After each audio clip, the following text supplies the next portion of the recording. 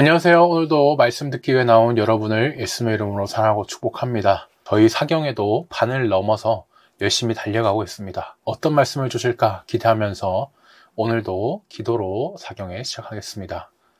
사랑하는 하나님, 오늘 저희가 사경의 19번째 날로 말씀을 듣습니다. 반을 넘긴 이때 지치지 않게 하여 주시고 말씀을 들을 때 성령님의 조명과 지혜로 잘 깨닫게 해주셔서 삶으로 살아낼 때도 성령님 주시는 새 힘으로 살아낼 수 있게 해주세요.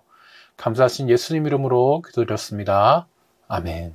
먼저 오늘 본문 말씀 읽겠습니다.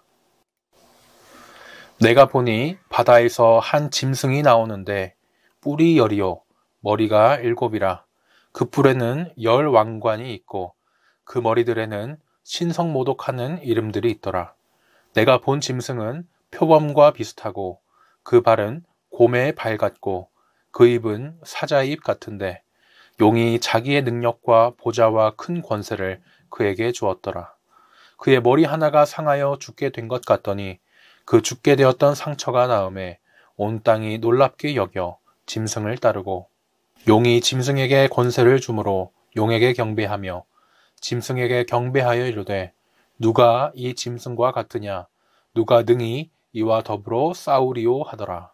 또 짐승이 과장되고 신성모독을 말하는 입을 받고 또 42달 동안 일할 권세를 받으니라. 짐승이 입을 벌려 하나님을 향하여 비방하되 그의 이름과 그의 장막 곧 하늘에 사는 자들을 비방하더라. 또 권세를 받아 성도들과 싸워 이기게 되고 각 족속과 백성과 방언과 나라를 다스리는 권세를 받으니 죽임을 당한 어린 양의 생명책에 창세 이후로 이름이 기록되지 못하고 이 땅에 사는 자들은 다 그 짐승에게 경배하리라. 누구든지 귀가 있거든 들을지어다. 사로잡힐 자는 사로잡혀 갈 것이요 칼에 죽을 자는 마땅히 칼에 죽을 것이니 성도들의 인내와 믿음이 여기 있느니라. 아멘. 요한계시록 전체에 똑같이 4번 나온 문구를 기준으로 성령으로라는 문구로 저희가 4현상으로 나눴습니다. 7인 나팔 대접 심판 중에 나팔들 심판을 살펴봤죠. 저희는 이제 본격적으로 시작할 이 대접들 심판들 앞에 12장, 13장, 14장을 살펴보고 있습니다. 오늘은 그 중에서도 13장 내용입니다. 저희가 살펴볼 12장에서 14장 말씀은요. 앞에 나온 7인 나팔을 이어주고 또 뒤에 나올 7 대접 심판과도 이어줍니다. 즉 앞의 내용과 뒤의 내용을 부드럽게 이렇게 연결해주는 역할이 12장, 13장, 14장의 역할이라고 하겠습니다. 12장, 13장, 14장을 보시면서요. 이거 앞에서 본 내용인데 아시는 내용도 있으실 것이고 저희가 이 3장을 가지고 나중에 어떤 것이 등장할 것인가 이것을 예측해 볼 수도 있겠습니다. 10절밖에 안 되는 상반부 말씀인데요. 오늘도 저희가 함께 살펴보겠습니다. 저번 시간에 마귀를 상징하던 용이 하늘에서 땅으로 이렇게 자기 부하들과 쫓겨났습니다. 교회를 상징하는 여자를 이제 죽이려고 했는데요. 실패했습니다. 이제는 이 용이 여자 대신 그 여자의 자손들, 즉 성도들을 해하려고 해요.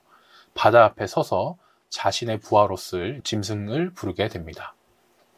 이제 바다에서 하나, 또 땅에서 하나 이렇게 2마리를 부르거든요. 이제 이 용과 함께 하나, 둘, 셋, 삼위일체 하나님을 흉내내면서 따라하는 모습입니다. 먼저 저희는 여기 바다에서 나온 짐승을 살펴보려고 합니다. 요한이 보지요. 환상으로 이렇게 보고 있다는 뜻인 걸 저희가 알고 있습니다. 보니까 이제 바다에서 짐승이 이렇게 나와요. 여기 그림을 한번 보시면 뿔이 10개고요. 머리가 하나, 둘, 셋, 넷, 다섯, 여섯, 일곱 이렇게 7개입니다. 10뿔에는 또 이렇게 왕관을 쓰고 있고요. 7머리에는 이제 하나님을 모독하는 이름들이 적혀 있습니다. 모독이라고 하니까 삐리리 막 이런 욕을 한 것이다 생각할 수 있는데요. 아닙니다. 그렇게 불신자들 중에 욕한 사람도 있었겠지만 이런 욕과는 조금 다른 신성모독입니다. 유대인들이 이제 예수님을 향해서 뭐라 그랬습니까? 죄는 하나님만 사할 수 있는데 네가 어떻게 죄를 사한다고 하느냐? 네가 하나님이냐? 하나님이 사람이라도 되었단 말이냐? 하면서 신성모독이다 이랬습니다. 로마 황제, 특히 계시록 당시에 도미티안이라고도 하는 이 황제가 내가 너희의 주이고 신이니까 나를 신으로 섬겨라 우상숭배를 강요했죠. 이와 같이 내가 신이야, 내가 바로 하나님이야, 이런 내용들, 이름들이 적혀 있다고 하겠습니다. 상징이기 때문에 뭐 정확한 이름을 찾는 게 의미가 없기도 하고요. 머리가 7개인데 어떻게 이 왕관을 10개 나눴었을까? 이것도 상징이기 때문에 의미가 없는 고민입니다. 제가 답을 말해버렸는데 이 짐승의 정체는요, 지중해 패권을 쥐고 있었던 로마 제국을 뜻합니다. 신성모독, 이 말만 듣고도 이제 초대교회 성도들이 제가 답을 미리 말씀드렸던 것처럼 탁 눈치를 챘을 거예요. 이제 이놈이 로마 제국이라는 사실, 정말 그런가? 뒤에 구약과 연결해서 또 더 살펴보겠습니다. 이 짐승은요, 딱 봐도 표범과 비슷하게 생겼죠. 그림도 이렇게 묘사가 되어 있습니다. 발은요, 곰 같아요. 말랑말랑한 그 고양이, 강아지 그런 발이 아니고 사람을 찢을 수도 있는 그런 발톱이 달린 무시한 발입니다. 입도 또 무섭게 사자의 입을 하고 있죠. 이렇게 입을 막 벌리고 있습니다. 이 짐승에게 용이 자기의 능력과 권세를 줍니다. 이렇게 뭐 뿅 해가지고 주는 것 같은데 보니까 보좌도 준다고 그래요. 보좌. 하나님과 예수님이 앉아 계시고 성령님이 보좌 앞에 계셨는데 이 용, 마귀가 지가 뭐라고 지금 이 짐승에게 주고 있습니다. 이 능력과 다스릴 큰 권세는요, 마귀 것이 아닙니다. 하나님이 잠깐, 저희가 자주 등장하는 3년 반, 42달, 1260일 다 같은 말이었는데 욥기에서처럼 이 기간 동안만 허락해 주셨던 것에 불과해요. 선생님이 반장을 시켜서 이제 반 학생들에게 이제 시험지를 나눠주지만 얼마든지 또 선생님이 다시 거둬들일 수 있는 것처럼 이 마귀가 짐승에게 주는 권세도 하나님이 주신 겁니다.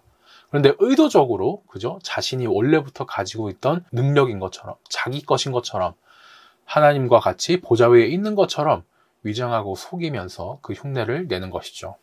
그런데 이 짐승의 모습이 왜 하필 표범, 곰, 사자일까요? 저희는 구약 말씀을 보면서 왜 요한이 동물을 이렇게 상징으로 보여줬는지를 찾아보겠습니다. 다니엘 7장에서요, 다니엘이 이제 환상으로 네 짐승을 봅니다. 넷하면 어떻습니까? 하늘과 반대되는 땅, 또 동서남북 온 세상을 이제 뜻했죠. 이 세상을 다스리는 네 짐승들이에요. 나중에 나라들이라고 다니엘 안에서도 그 설명을 해주십니다. 이 중에 이제 셋이 먼저 저희는 살펴볼 텐데 바다에서 나왔습니다. 오늘 짐승도 바다에서 나왔죠. 보니까 사자, 곰, 표범이 나옵니다. 오늘 계시록에서 등장하는 짐승은 순서가 거꾸로 됐어요. 표범, 곰, 사자였는데 이렇게 바꿔놨습니다. 보시면 다니엘이 정말 계시록과 연결되어 있죠. 신천지에서 초기에 자신들 교리를 이렇게 계시록에 끼워 맞출 때 억지로 끼워 맞추다 보니까 막 온갖 곳에서 그 성경 구절을 가져옵니다. 그러다가 이 다니엘도 가져왔었어요. 그런데 뒷걸음치다가 이제 얻어 걸린 것처럼 어느 정도 또 옳은 해석이 있었던 겁니다. 나중에 이제 열혈 신도들이 다니엘을 읽으면서 계시록을 썩은 눈대로 보다가 이 다니엘을 통해서 어느 정도 정말 맑은 눈으로 정통으로 보게 됐거든요. 이게 질문을 합니다. 이거 왜 그러냐? 저거는 왜 그러냐? 질문을 하는데 신천지에서 더 이상 이제 속일 수가 없게 된 거예요. 이미 사도 요한교 목자인 이만희 총회장께서 선생님이 다 풀어줬는데 어찌 의심을 하느냐? 그러면서 이제 그 사람을 배도자로 쫓아내고 교리를 바꿉니다. 이제 다니엘로는 계시록을 해석하지 말라 이렇게 교주 명의로 해석 금지도 시키죠. 하더라도 이제 이건 상징이 아니다 이러면서 잘못된 문맥으로 해석합니다. 신천지에서 왜 이렇게 다니엘로 해석을 맡겼습니까? 저희가 보는 이 방법이 옳기 때문이죠. 다니엘이 이제 본 환상에서요, 이 사자, 곰, 표범들은 당시에 가장 강대국이었던 나라들을 역사적으로 대표합니다. 바벨론, 페르시아, 메데, 그리스 제국, 뭐 신라가 고려에 흡수된 것처럼 메데도 이제 페르시아에 합병됐기 때문에 메데, 페르시아 이렇게 하나로 보기도 합니다. 이 동물들은 그러니까 최강대국들이었던 거예요. 그런데 이 최강대국들을 모아놓은 게 오늘 계시록에서 이 짐승이죠. 너무나 강력해서 무너질 것 같지 않아 보이는 로마 제국입니다. 목사님, 내 짐승을 봤다면서요? 사자, 곰, 표범 3개만 나왔는데요? 생각하실 수 있죠. 다니엘이 본 내 짐승 중에 마지막 4번째 짐승이 이제 땅에서 나오고, 저희가 내일 살펴볼 이 땅에서 나온 짐승입니다. 조금만 기다려주시면 되겠습니다. 저희는 이제 계속 오늘은 이제 바다에서 나온 짐승을 집중해서 보면요, 머리 하나가 죽을 상처를 입었다고 합니다. 그 상처가 나오면서 다시 살아났어요. 앞에 어린 양 예수님께서 죽임을 당한 것 같다라고 이렇게 말씀하셨었는데 다시 사셨잖아요. 예수님 흉내를 이 짐승이 내고 있습니다. 예수님이 우리 지으시고 성자 하나님이신데 로마 황제는 그랬죠. 아니야, 내가 너희의 주고 너희의 신이야, 이렇게 자기를 우상숭배하도록 했습니다. 3절 말씀은요, 당시 로마의 정치 상황과도 상관이 있습니다. 이게 석상을 기반으로 복원한 로마 제국 황제들의 사진이거든요. 이 사진을 제가 가지고 왔습니다. 황제는 시저, 가이사라고도 하죠. 사람 이름이 아니고 시저, 가이사는 이제 파라오처럼 황제를 부르는 이름입니다. 계시록이 이제 기록되기 약 20년 전에 황제는 네로였습니다. 정신병이 있었다 여겨질 정도로 이제 문제가 많았던 사람인데, 우리나라에 이제 국회가 있다면 로마 시대에는 원로원이라는 곳이 있었습니다. 이 네로가 이 원로원과 크게 갈등도 많았고 여러 이제 정치적인 위기에 몰리니까 칼로 자신의 목숨을 스스로 끊어버렸어요. 기독교인들을 핍박한 만큼 이제 그 끝이 참 허무한데, 어느 시대나 이 음모론이라는 게 있거든요. 우리 시대도 별반 다르진 않지만 이때 사람들은 사진, 이런 증거 자료가 더 없기 때문에 이런 음모론이 정말 잘 퍼졌습니다. 그 음모론의 내용은요, 이 네로가 죽은 줄 알았지만 사실은 죽지 않았다. 죽지 않고 로마 동쪽으로 도망을 쳤다는 겁니다. 로마 동쪽에는 파르티아 군대가 있었잖아요. 이 네로가 로마에게 이제 복수하려고 로마 사람들이 제일 두려워했던 파르티아에 붙어서 그 군대를 이끌고 로마에 쳐들어온다, 이런 음모론이 있었는데 당시에 사람들이 많이 믿었습니다. 지금도 이단들 중심으로 베리칩이 짐승의 표고, 코로나 백신이 짐승의 표니까 맞으면 안 되고, 정말 되도 않는 그런 이상한 음모론이 많은데요. 로마 사람들 중에서도 이런 음모론을 당시에 이제 믿는 사람들이 엄청 많았던 겁니다. 그러니까 이제 계시록에서 로마 심판할 때 파르티아 군대가 쳐들어와서 심판한다, 그 말이 이제 더 이제 실감이 났겠죠. 그러면서도 이제 이 네로가 죽고 나서 더 큰 위기가 옵니다. 네로 다음에 이제 다른 사람을 황제로 세웠는데 이 황제들이 얼마 안 가 죽어버려요. 정말 순서대로 그냥 연속으로 만 1년이라는 시기에 황제가 4명이나 죽고 바뀝니다. 어떻게 되겠습니까? 로마 제국 자체가 휘청거리는 거예요. 이 네로가 워낙 나라를 자기 멋대로 다스렸기 때문에 내전도 일어납니다. 이렇게 이제 끝나는구나 생각하는데, 이걸요, 도미티안의 이제 아버지인 베스파시안이 잘 정리를 합니다. 계시록 쓸 때 당시의 황제가 이 도미티안인데, 아버지와 형이 이제 로마 제국을 잘 다스리면서 이 도미티안까지 황제 자리가 넘어온 것이죠. 사람들은요, 이걸 보면서 야, 로마 제국이 망할 것 같았는데 다시 살아났구나, 로마 제국은 절대 망하지 않는 나라구나, 이렇게 생각을 했습니다. 그러니까 로마 황제는 신의 아들이고 신이 보호해주고, 이런 말이 더 먹혔겠죠. 3절에는 짐승의 머리 하나가 상해서 죽을 것 같더니 상처가 나아서 다시 산 모습을 보고 사람들이 짐승을 더 따랐죠. 로마가 그랬습니다. 이걸 7교회가 있던 소아시아 지역도, 야, 로마는 결코 보니까 망하지 않을 것 같아, 우리 로마에게 더 잘 보이자 하면서 자발적으로 로마 황제를 숭배하고, 거기에서 숭배를 거부하는 사람들을 더 핍박하고 그랬죠. 그런데 이런 로마 황제 숭배는요, 사실상 마귀를 숭배하는 겁니다. 용을 예배하며 섬기는 것이 짐승을 섬기는 것이고, 짐승을 섬기는 것이 용을 숭배하는 것이죠. 7교회에 들어온 니골라당, 발람의 교훈을 가진 이단들이 있었습니다. 같은 그룹이었는데 그렇게 얘기를 했죠. 이렇게 우상 숭배하도록 합니다. 여러분, 우리가 주일날 예배 잘 드렸잖아요. 주일날 예배 드렸으면 됐지. 그럼 평일 정도는 우리 편하게 삽시다. 다 먹고 살아야 될 거 아닙니까? 로마 황제 섬길 때 그때만 잠깐 참으면은 우리가 평생이 편해진다니까요. 사업도 확장하고 거래처에서 물건도 잘 받아오고, 그렇게 돈 많이 벌면 헌금하면 되지. 그걸로 종교 생활은 내가 행복하기 위해 하는 거지, 뭘 그렇게 고생하면서 힘들게 아유 예수님 믿습니까? 이러는 거예요. 솔깃하지 않습니까? 물론 안 하실 분이 많을 것 같습니다. 당시에 이 사람들에게 요한은 로마 황제를 섬기는 건 사실상 그 위에 있는 마귀를 섬기는 것이다, 그렇게 얘기하고 있는 겁니다. 그렇게 이제 죽을 뻔하다가 부활한 로마 제국, 이 로마 제국을 향해서 우상 숭배자들은 구약에서 하나님을 찬양할 때 썼던 문구를 가지고 이 용과 짐승을 찬양합니다.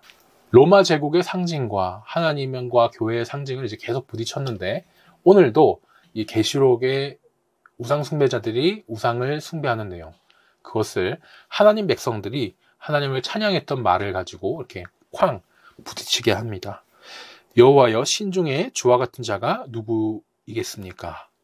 우상 숭배자들은 누가 이 짐승과 같으냐 이렇게 하고 뒷내용도 비슷하게 이렇게 부딪히죠. 짐승은 큰 소리로 교만하게 이제 하나님을 모독할 입을 받고요. 42달 동안 자주 나온 시기죠. 성도들을 핍박할 권세를 받습니다. 원래는 하나님이 주신 권세지만 마귀가 자신의 것처럼 쓰고 있죠. 하나님께서는 이제 계속 하나님 계획 속에서 이놈들이 어떻게까지 하나 이제 지켜보고 계십니다. 짐승은 하나님을 향해 비방도 하고요. 하나님의 이름과 하늘에서 예배드리는 모든 구원받은 성도들을 비방합니다. 하늘에 사는 자는 지금 하늘에 있는 성도만 말하는 것이 아니고요. 이제 지금 아직 불신자들과 함께 땅에 있지만 하늘 시민권을 가진 자로서 곧 하늘로 올 미래의 하늘에서 함께할 성도들을 다 포함하는 것입니다. 그래서는요, 이제 요한계시록 전체에서 유일하게 짐승이 성도를 이기는 내용이 나와요. 이상하죠? 하나님이 분명히 인도하고 보호해서 지켜주신다 그랬는데 어찌된 일인가? 알고 보면 정말 이 짐승이 최후에도 이겼다 이 말은 아닙니다. 저희가 우리 한국말을 끝까지 들어봐야 알고 스포츠 경기도 끝까지 가봐야 아는 것처럼 이 끝까지 가봐야 아는 거예요. 다니엘에서 이제 같은 표현이 나옵니다. 성도가 짐승과 싸워서 진 것 같았는데 결국에 어떻게 됩니까? 하나님께서 원한을 풀어주시면서 성도가 이기게 돼요. 최후에 이긴 건 성도입니다. 일부러 이 다니엘 내용이 생각나게끔 계시록에서 이렇게 기록하신 겁니다. 지금은 짐승이 저렇게 막 싸워 이긴 것 같고 날뛰는 것처럼 보이지만 결국에는 우리가 하나님이 이기실 거 다 알고 있죠? 이렇게 생각을 하면서 계시록을 이렇게 한 겁니다. 이미 승리한 경기의 명장면을 결과를 알고 다시 보는 그런 느낌인 거죠. 족속과 백성과 방언과 나라, 이 말은 계시록에 총 7번 등장하는데 모든 세상의 모든 사람을 가리킨다고 말씀을 드렸습니다. 이 짐승은요, 로마 제국, 대제국답게 정말 모든 세상 사람을 다스리는 권세를 마귀로부터 받은 것처럼 보입니다. 하지만 그 권세는 원래 마귀 것이 아니죠. 자기 것처럼 그렇게 의수되고 있지만 실은 하나님이 뺏으시면 바로 뺏길 그 가짜 권세에 불과합니다. 결과는 다니엘처럼 당연히 성도가 승리하겠죠. 하지만 이 불신자들은 속습니다. 결코 무너지지 않을 이 로마 제국이라는 짐승의 모습에 속을 것이고요. 이게 짐승에게 밥을 주거나 그게 아니고 지금 이렇게 숭배하는 모습입니다. 로마 황제를 신으로 여기면서 이제 우상 숭배를 하는 거죠. 앞에 창세 이후로 생명책에 이름이 기록되지 못했다는 말은 하나님께서 예수님을 통해 우리를 구원하시려는 계획이 갑작스럽게 한 계획이 아님을 알려줍니다. 하나님께서 죄를 지은 백성을 보고 이제 구약에서 더 이상 안 되겠어. 이제 내가 신약에서 내 아들 예수를 보낼 수밖에 없겠다. 이래서 예수님을 보내준 게 아니란 거예요. 세상을 만드실 때부터 사람이 죄를 지을 것도 알고 계셨고 그 사람을 예수님을 보내 구원하시려는 계획이 창세 때부터 있으셨다는 겁니다. 그 계획으로 어린 양 예수님의 죽음으로 죄인인 우리를 구해주셨는데, 그 생명책에 이름이 없는 불신자들, 이 불신자들은 로마 제국의 우상 숭배를 한다는 것이죠. 창세 이후로 쭉 이렇게 세상을 만드실 때부터 다스린 하나님과 지금 2025년에는 망하고 없는 로마 제국을 다스리는 황제, 그 쬐끔 다스린 황제, 그 황제를 섬겼던 불신자들이 얼마나 어리석은가를 저희가 또 알게 됩니다. 이제 9절에서는요, 7교회에게 직접적으로 주셨던 2장에서 3장까지 말씀처럼 귀가 있거든 들으라고 하십니다. 사람의 귀는 2개인데 9절의 이 귀는 하나예요. 하나라도 있는 사람이 들어라, 이게 아니고 영적인 귀를 말하는 것이고, 사람은 누구나 영이 있습니다. 계시록은 편지로서 7교회에게 이제 1차적으로 쓰여졌기 때문에 7교회 성도 누구나 지금 다 들어야 하는 말씀이 있는 거예요. 무슨 내용이기에 이렇게 강조를 하시는가 보니, 우상 숭배를 거부하다가 겪을 이 핍박과 시련을 미리 말씀해 주십니다. 이 말씀을 최후의 때에 이제 원수들이 당할 벌로 생각도 할 수 있지만, 이 말씀은 예레미야 말씀과 연결되는데요. 예레미야 때 우상 숭배를 했던 이스라엘 백성들을 하나님이 벌하시는 내용입니다. 각 사람이 감옥에 잡혀갈 사람은 감옥에 잡혀가고, 칼 죽을 사람은 칼에 죽고 하면서 이 우상에 대한 벌을 받게 될 텐데요. 각 사람이 감옥에 갈 사람은 감옥에 잡혀가고, 칼에 죽을 사람은 칼에 죽고 하면서 벌을 받게 됩니다. 이상하죠? 성도가 벌을 받는다고? 계시록에서는 예레미야의 우상숭배의 벌을 성도가 받게 되는 거예요. 아니, 믿음을 오히려 더 지키는 성도가 왜 그 벌을 받죠? 무슨 말인가? 오늘 이 내용은 벌이 아니고요, 성도에게는 벌처럼 보이지만 성도가 버텨야 할 시련입니다. 우리는 참된 하나님을 섬기기 때문에 원래라면은 이 핍박과 시련이 없어야 되잖아요. 그런데 로마 제국 아래에서 이런 벌과 같은 핍박과 시련이 일어난다는 겁니다. 경고예요. 7절 내용 기억하십니까? 성도가 이겨야 하는데 계속 지는 것 같고, 각 족속, 방언 나라가 하나님이 다스려야 되는데 로마 제국이 다스리고 있는 거예요. 이처럼 로마 제국이 재앙으로 심판을 받아야 하는데 그 재앙과 심판을 우리 성도가 받는 것처럼 보이는 일들이 이제 일어나게 될 겁니다. 상과 벌이 정반대로 주어지는 것 같은 이런 상황이 7교회에게 앞으로 더 있을 겁니다. 병원에서 이제 주사 맞기 전에 따끔해요 이렇게 말해주는 것처럼 마음을 단단히 먹을 수 있게 경고해 주는 거예요. 저에게도 이 경고가 참 필요합니다. 요즘으로 치자면요, 안 믿는 사람들이 더 잘 돼서 더 복 받는 것 같아 보이고요, 속이는 것으로 돈을 너무나 쉽게 법니다. 반면에 성도는 주일 지키고 신앙 지킨다는 것, 또 정직하게 사는 것 때문에 피해를 보는 것 같아요. 좋은 직장 잡기도 힘들어요.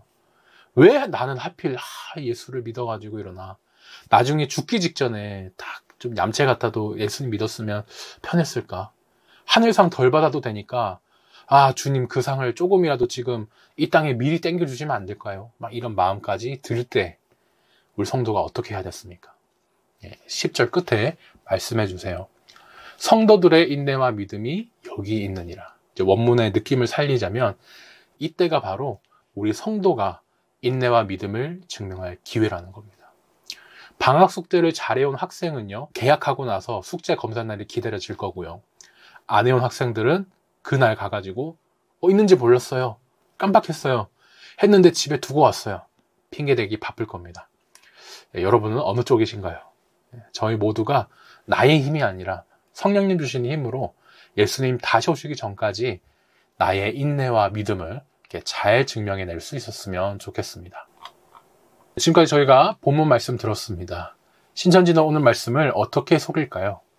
신천지는 오늘 땅에서 나온 짐승, 이 7머리 10뿔 짐승이 장막 성전을 배도하게 한 정통교단 소속의 청지기 교육원이다, 이렇게 이야기를 합니다. 또 계시록 13장 오늘 말씀에서 이제 하늘 장막이 무너진다고 하는데, 무너지지 않습니다. 근데 이 사람들은 이제 무너진다고 하는데 그것이 유재열의 장막 성전이 무너지는 것이다 라고 이야기합니다. 구원받은 자들은 그래서 이제 하늘 장막이 무너졌기 때문에 짐승을 이제 벗어나 현지 예수교 증거 장막 성전, 자기네 신천지로 온다.